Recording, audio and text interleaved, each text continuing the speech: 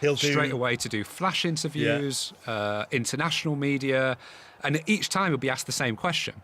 And he has to find a way each time of sounding slightly different while saying the same thing. I mean, Chris, you all know better than any of us how kind of exasperating that can get by the 15th question once you're in the press conference when you've already answered it.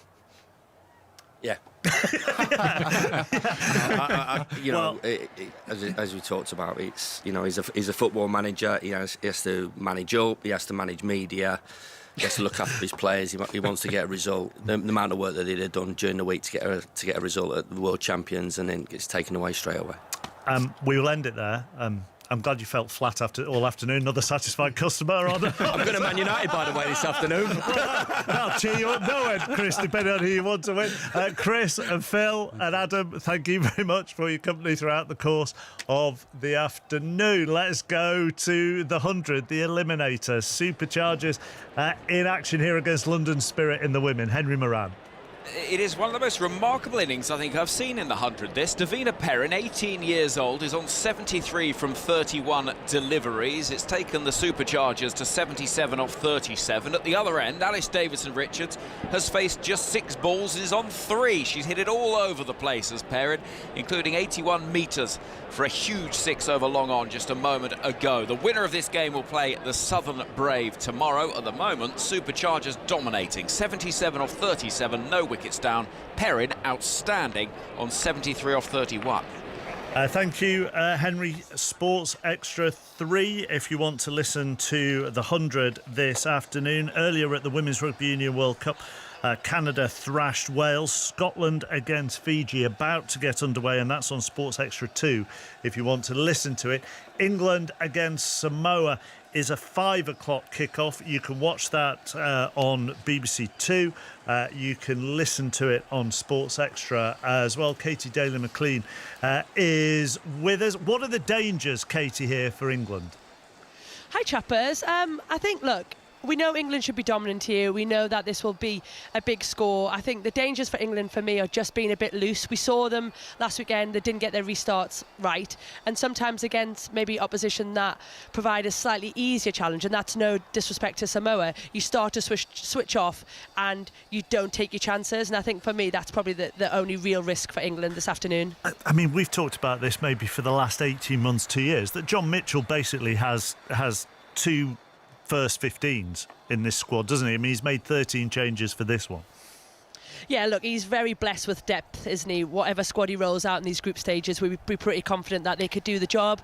I think it's a good opportunity for these girls. They train in a way where they stay in their units, so they knew that these first 2 games against USA and Samoa today were already predetermined. And I think for players in a World Cup, it gives them that sense of security. It gives you the knowledge that you're going to play, because that's sometimes one of the nervous bits about being in squads. So I think we'll see a good performance here, and it's an opportunity to really go and put your hand up for selection next week. We in the media can make a narrative out of anything, you know. So well, we can't we? I mean, you will see it from both sides. So and more often than not, people can find a negative narrative for a lot of things. So thumping wins for England in a group stage then mean people then go, well, what, are they going to be battle hardened for when it gets down to the really serious stuff, which might be semi-final time, really? Yeah, look, I think one thing that we can definitely testify today will be England will get battle hardened. Look, you'll talk about the score, and like you say, you'll talk about whatever narrative anybody wants to sell. But what we know from Samoa, they have defined this as mission impossible. They will come here to play, they will come here to tackle, and they will come here to upset England. So I think, yes, look, tactically, are they getting challenged? Probably not, no. But I think from a physical sense, they will definitely get that this afternoon. Thank you, Katie. Talk to you soon. Katie Daly-McLean with us on 5 Live Sport. Maz Faruqi is watching Scotland against Fiji.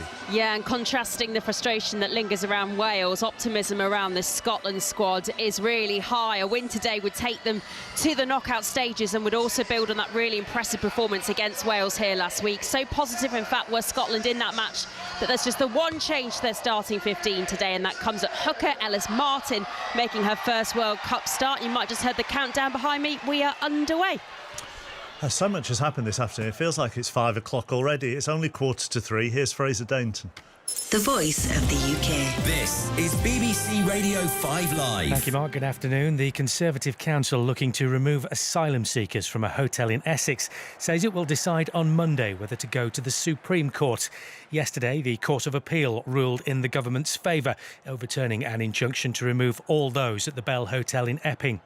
The Conservatives have meanwhile called for an investigation into the Deputy Prime Minister Angela Rayner over claims she saved thousands of pounds in stamp duty when she bought a flat in East Sussex. Her spokesman says she paid all the relevant dues.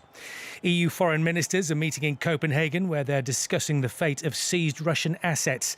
They're also due to debate sanctions on Israel over the conflict in Gaza. And British researchers say extensive trials of a new stethoscope powered by artificial intelligence show it can detect 3 heart conditions within seconds. The device uses a microphone to analyse subtle differences in heartbeat and blood flow that humans' ears can't detect. AI then compares the results with thousands of previous cases. This is 5 Live Sports with Mark Chapman. Listen on BBC Sounds. Our base from 3 o'clock with all the goals as they go in is Old Trafford for Manchester United against Burnley. Let's go around all our other games though. First of all, earlier in the Championship, Stoke 0, West Brom 1. Stoke's 100% record has gone. Middlesbrough 1, Sheffield United 0. Middlesbrough's 100% record continues. QPR beat Charlton 3-1 last week. QPR beaten 7-1 by Coventry. Coventry go to Oxford this afternoon, who are bottom and have lost all 3 of their matches. Sahel Sahi. Yeah, the numbers are impressive for Coventry, less so for Oxford. And with the international break looming, today's result will be pivotal in how the mood around both clubs will dictate the next fortnight. Oxford, they're looking for their first points of the season, and after a midweek thumping by Brighton in the League Cup, the mood barometer will be very low if they don't get anything from a Coventry side who are setting a goal-scoring pace that, if repeated, will see them move into second place in the Championship. And next we'll go to the Den. Millwall taking on a Wrexham side who are still searching for their first league win, James Gregg.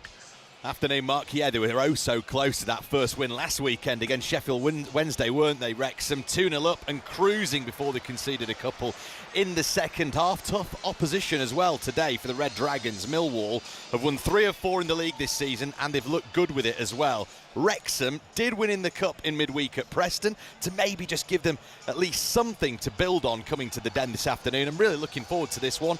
Millwall versus Wrexham. And next, Bristol City, who are looking to keep their unbeaten start going. They're at home to Hull. Owain Gwyneth. Yeah, history would suggest that Bristol City are heavy favourites to continue that unbeaten start. A win and 2 draws so far, having only lost once at home in the last 16, whereas Hull haven't won on the road since early April and not won at the Robins in the last 27 visits. That said, the Tigers, who were struggling off the field last season, now struggling on the field, off the field last season, I say, and with transfer restrictions this season, with bids coming in for their best players, did hold Bristol City, who were en route to the playoffs, to 2 score draws last term, and Hull have enjoyed an unexpected positive start to the season, picking up 4 points from a possible 9. 1 win each so far for Watford and Southampton. They're at Vicarage Road, along with Rich Wolfenden. Afternoon, Mark. This afternoon, it's 2 sides who've made steady starts to the new season, both starting today 12th and 10th, respectively. The visitors Southampton named 5 changes to the side that won 3-0 in the Carabao Cup on Tuesday. Bazunu returns in goal, Harwood Bellis and captain Jack Stevens return in defence. Flynn Downs was named in the initial 11, but has had to pull out due to illness, so Jay Robinson comes in, as does the £12 million Ireland international Finn Azaz, who makes his Saints debut. Watford, who've only won 2 of their last 20 meetings with Southampton, named the same 11 that drew at Swansea last weekend. Big win in the League Cup for Sheffield Wednesday during the week. Still looking for their first win in the league, though. Can they get it today against Swansea? Naz Premji. Hi Mark, the home fans will hope so. Henrik Pedersen is arguably one of the toughest jobs in football currently. He's made 1 change with Jamal Lowe coming in for Ike Ugbo from the side that drew at Wrexham last weekend. The protest will continue against Onade Chansiri, where a planned teddy bears on the pitch move has been postponed till after the international break. Swansea have made a steady start. They've changed 3. Among their starters, Zan Vipotnik, the Slovenian striker who scored 8 goals last season and scored in the Cup in midweek. Elsewhere